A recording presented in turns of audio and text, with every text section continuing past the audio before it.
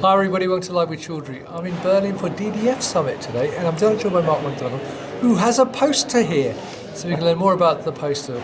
So Mark, first of all, how are you? Yeah, very good, thanks. Good to see you all again. It's lovely to see you. So tell us more about the poster you've got behind you. What's it about? Yeah, so I'll walk you through it a little bit. So Yeah, this sure. is a poster our R&D team have built around using simulation-driven optimization of spray drying for amorphous solid dispersion. So what that really means is we've developed some internal modeling packages and capabilities where we can take data from smaller scale applications, feed that into the model, and then really get a good handle on how that will scale up to our clinical and commercial spray drying units for amorphous solid dispersion. So as you look on the left-hand side of the system here, we have some key input variables and parameters that we will look to build in to feed the model.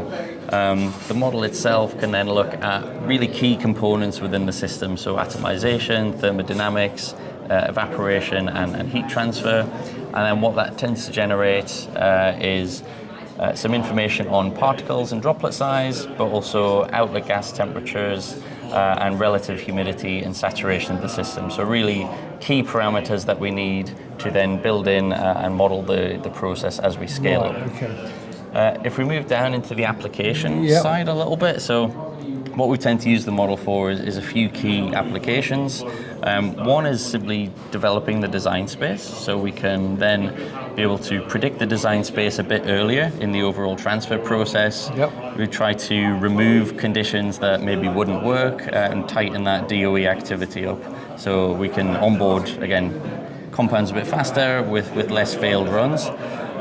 As we move to the right, one of the key sort of additions to the model, which is a bit unusual, is we've got capability for nozzle selection processes as well. So as you scale up the spray drying process, it's quite common that you get changes in particle size. So this is a really key attribute that we look to build in, so we can use data to then select the right nozzles, the right operating conditions, and generate similarly sized particles as we move up the systems. And as you can see on the right here, we've got an example of how we're able to use the model to predict nozzle or particle size in the product through nozzle selection, and how that tied up with actual experimental data in the plant.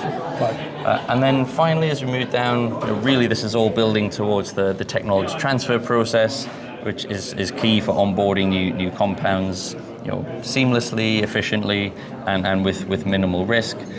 So we've used that to take some data here from some development scale units, and then been able to generate predicted conditions in the clinical scale unit, and then actually demonstrate hitting those conditions that the model predicted in the real unit, which then of course yielded product that was in specification and met our customers' needs.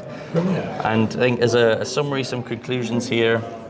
So really the modeling provides a solution for certainly material if the cost constraints. So API can often be quite expensive at the early stages and scarce, so we're able to use much smaller quantities of the API to still get the compound onboarded and into GMP manufacture.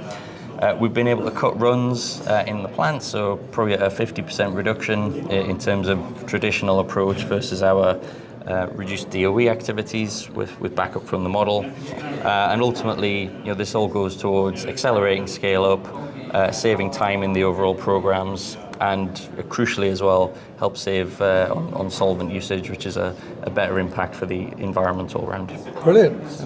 Thanks a lot for giving that quick overview, Mark. No problem. Sadly, viewers, if you're here at one of CD's DDF Summit, it's too late. It's finished by the time you watch this. However, Mark, I understand off camera you told me this poster is available to download from your website. Yes, so if you go to Codis.com, we have a knowledge center that we're building up there with resources in, so showcasing some of these capabilities. So this poster is one of the items that you'll be able to go there, download, and peruse at your leisure. Brilliant. So there you go, viewers. If you'd like to learn more about Codis and the different resources they can help you with, then check out the website. The link is above this video, and learn more. But also you can meet Codis at many events across the globe.